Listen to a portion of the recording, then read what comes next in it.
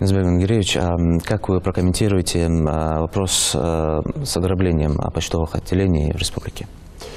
Ну, здесь спасибо, я скажу нашим ребятам, которые работают по антилирике, общественники из Малгобека и Сунжинского района, как раз по ихнему сигналу начали проверять посылки, которые поступают в республику. Какая такая тема запущена, уже на колесах начали органы правопорядка серьезно отслеживать, теперь запустили схему по почте. По почте была информация, что в ряде почтовых отделений находятся именно эти посылки с лирикой. Их начали откладывать в сторону, эти посылки, выявлять, работать. И вот группа, которую мы сейчас понимаем прекрасно, здесь в эту работу сейчас подключено и Федеральная служба безопасности, и другие органы правопорядка, понятно, что МВД и прокуратура тем более. Довольно серьезная, устойчивая группа, которая даже решила вот такими нападениями, ограблениями именно эти посылки забирать уже. Насколько это тогда завязано, какие деньги завязаны, какие у них обязательства перед поставщиками со стороны или тем, кому они должны это все поставлять. То есть просто более чем дерзко. Одно ограбление, второе именно связано именно с этими посылками.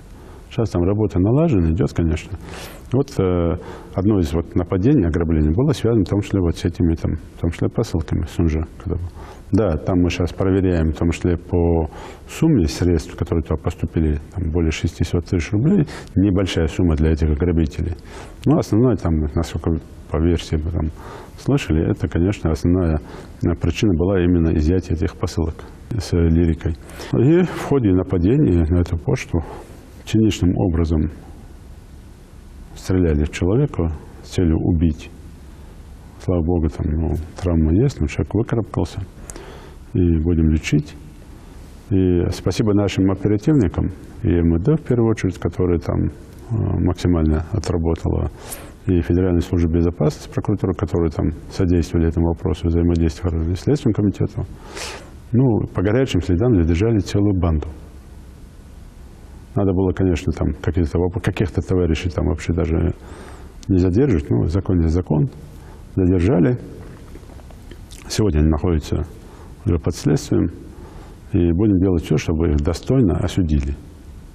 Как общество, так и, конечно, суд.